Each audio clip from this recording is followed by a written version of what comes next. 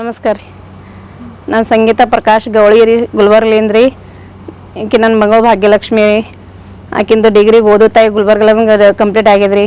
ಮುಂದೆ ಓದ್ಬೇಕಂತ ಆಕೆಗೆ ಆಸೆ ಐತ್ರಿ. ಮನೆ ಪ್ರಾಬ್ಲಮ್ ನಿಂತ್ರಿ ನಾವು ಕೆಲ್ಸಕ್ಕೆ ಹೋಗೋ ಆಕೆಗೆ ಫೀಸ್ ಕಟ್ಟಕ್ಕೆ ಆಗತ್ತಿಲ್ಲ ರೀ. ಡಿಗ್ರಿ ಅವ್ರ ಪಪ್ಪನ ಖಾಯಶ್ ರೀ. ಆಕಿ 10th ರಿಸಲ್ಟ್ 92% ತೆಗ್ದಾಡ್ರಿ. ನಾವು ಅಂದೇವು ಹುಡುಗಿ ಹೇಳ ರೀ, ಸುಮ್ಮನೆ ಯಾಕೆ ಇಲ್ಲಿ ಓದಿಸೋದು ಇಷ್ಟು ಮುಂದೆ ಸ್ವಲ್ಪ ಬಿಟ್ಟು ಬಿಡಮ್ಮಂದ್ರೆ ಬ್ಯಾಡ ಅಂದ್ರೆ ಅವ್ರ ಪಪ್ಪ ರೀ. ಆಕೆ ಅಷ್ಟು ರಿಸಲ್ಟ್ ತೆಗ್ದ ಅಂದ್ಬೇಕು ಈಗ ಡಿಗ್ರಿ ಕಂಪ್ಲೀಟ್ ಮಾಡಿಸ್ಬೇಕು. ಆಕಿಂದಾಕಿ ಡಿಗ್ರಿ ಮುಗಿಸ್ಬೇಕಾದ್ರೆ ಟ್ಯೂಷನ್ ಹೇಳ್ಕೊತ ಡಿಗ್ರಿ ಮುಗಿಸ್ಯಾಡ್ರಿ ಸರ್.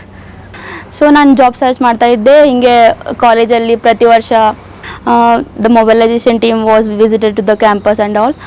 ಅವರೆಲ್ಲ ಅವ್ರದ್ದು ಹೆಂಗಿದೆ ಕ್ಯಾಂಪಸ್ಸು ಅದು ವಿಡಿಯೋ ಥ್ರೂ ಎಲ್ಲ ತೋರಿಸಿದ್ರು, ಮತ್ತು ಏನೇನೆಲ್ಲ ಅವ್ರದ್ದು ಇನ್ಕ್ಲೂಡ್ ಇದೆ ಅಲ್ಲ ಅಂತ ತೋರಿಸಿದ್ರು. So my family background with the financial condition was not that much good, so I can pay the fee for the Hubli and also and visit there. ಆಕಿಂದು ಡಿಗ್ರಿ ಓದುತ್ತಾಯಿ ಗುಲ್ಬರ್ಗ್ಲಂಗೆ ಕಂಪ್ಲೀಟ್ ಆಗ್ಯದ ರೀ. ಮುಂದೆ ಓದ್ಬೇಕಂತ ಆಕೆಗೆ ಆಸೆ ಐತ್ರಿ. ಮನೆ ಪ್ರಾಬ್ಲಮ್ ನಿಂತ್ರಿ ಆಕೆ ಇಲ್ಲ ನಾ ಜಾಬ್ ಮಾಡ್ತೀನಿ, ದೇಶಪಾಂಡೆ ಸ್ಕೀಲಿಂಗ್ದು ಎಲ್ಲ ಸರಿಯಾಗದ ನಾ ಬಂದು ಹೇಳ್ಕೊಂಡಿರ್ದಾರ, ಹಂಗೆ ಹಿಂಗೆ ಕಿರಿಕಿರಿ ಮಾಡ್ಲತ್ತಿ ನೋಡ್ರಿ ಹೋಗ್ತೀನಿ ಅಂಥೇಳಿ.